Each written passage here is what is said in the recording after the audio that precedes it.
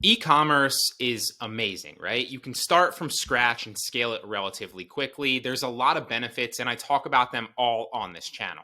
However, one of the misconceptions that I see quite frequently is that e-commerce is so simple and you can take all the profits directly out of the business. Now, do not get me wrong here. You can make a lot of money and a lot of profit doing e-commerce, and you can realize some of those profits and take them out yourself. The thing here is that a lot of people don't realize is as you're scaling, right? Cash flow becomes really the main metric that you need to focus on and the main challenge to scale your business over the long term, assuming that you're growing, right? So what do I mean by that? For example, if you look up on the screen, you'll see 3 different months in an example e-commerce business, okay? Month one right here, you're pulling $12,000 in revenue, but your cost of goods, your expenses are $8,000, which means your net profit is $4,000. Now, what a lot of people think is that it's pretty, black and white, right? It's linear. You made $4,000 that month because your revenue was $12,000, your cost of goods was $8,000, therefore you kept $4,000 in profit. However, what a lot of people don't realize is you don't get paid that money like right away, right? Technically, a lot of times you have to wait for the item to be delivered, and then depending on the platform that you're selling on, wait for the payout to actually happen and hit your bank account, right? So typically it can be like a week or sometimes even 2 weeks potentially until you get paid after that transaction. So you have to float those weeks. On top of that, if your business is scaling, which means you're getting more sales and your revenue is increasing, your cost of goods and the expenses that you're paying out also increase with that. And so you need to remember that as a whole. So for example, in the month one, you pulled in $12,000 revenue. You had $8,000 cost of goods, therefore your net profit was $4,000. You technically, in most cases, if your business is scaling, do not get to keep all of that $4,000.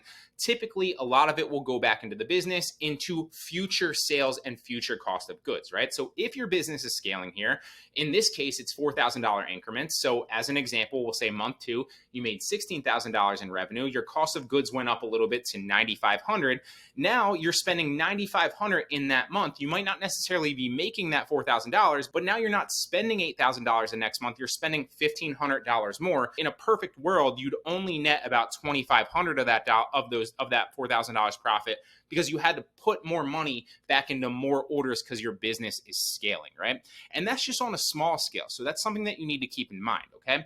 Now, obviously, there's different ways to approach it. You can use credit cards, you can leverage debt, and that's something that you should be very, very careful with if you are going that route. So I've talked about other cashback credit cards that I recommend in other videos. If you're drop shipping using Amazon as a supplier, get the Amazon cashback card.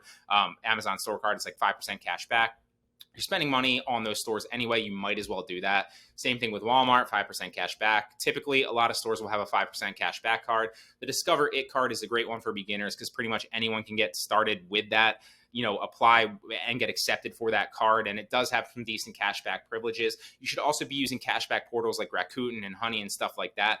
But all things considered, like just to keep it simplistic, you won't realize a lot of the profit if your business is scaling, but that's a good thing, right? There will be a time where your business either stays relatively steady at those numbers or maybe goes up and down for a month or two. And those are the times you'll be able to pull money out of your business and actually realize a lot of the profit. But if you are scaling your business and your revenue is going up, your cost of goods is also going up with that. And you need to keep that in mind because you need to reinvest a lot of the profit back into future orders to continue to make that money, right? Because especially in e-commerce, you need to spend money to make money. You're spending money on physical products. It's not like everything you're getting is 100% profit, right?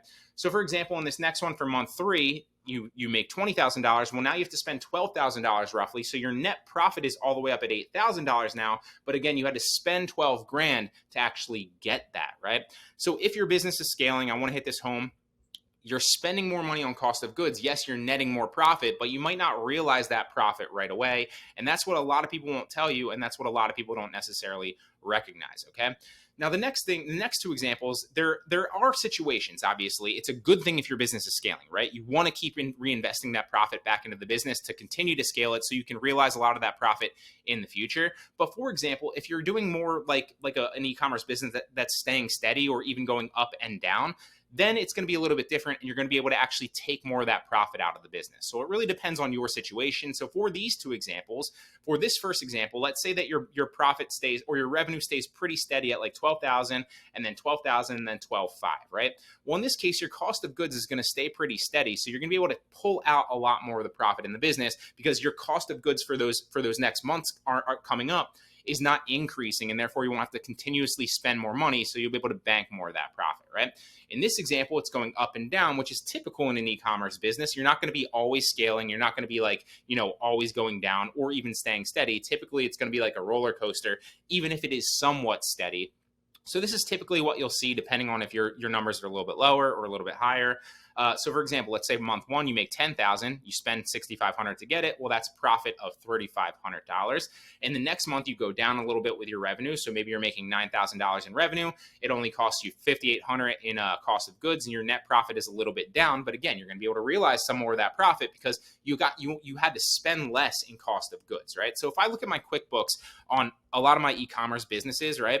You'll see what happens is like it's a roller coaster of sales, but like 1 month my profit might be like super sky high because I'm able to take more money out of the business because the business isn't like scaling significantly. And then some months where the business gets more orders, the net profit is like very, very small compared to other months because I had to spend a lot more money to fund those orders and that revenue, right?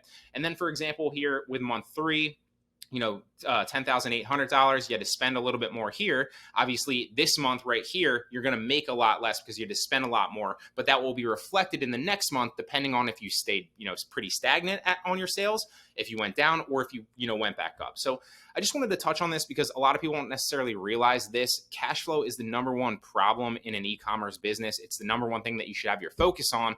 And yes, you can make great money, but you might not necessarily realize that profit if your business is scaling and you're getting more orders because you're spending more on cost of goods, but that is a good thing.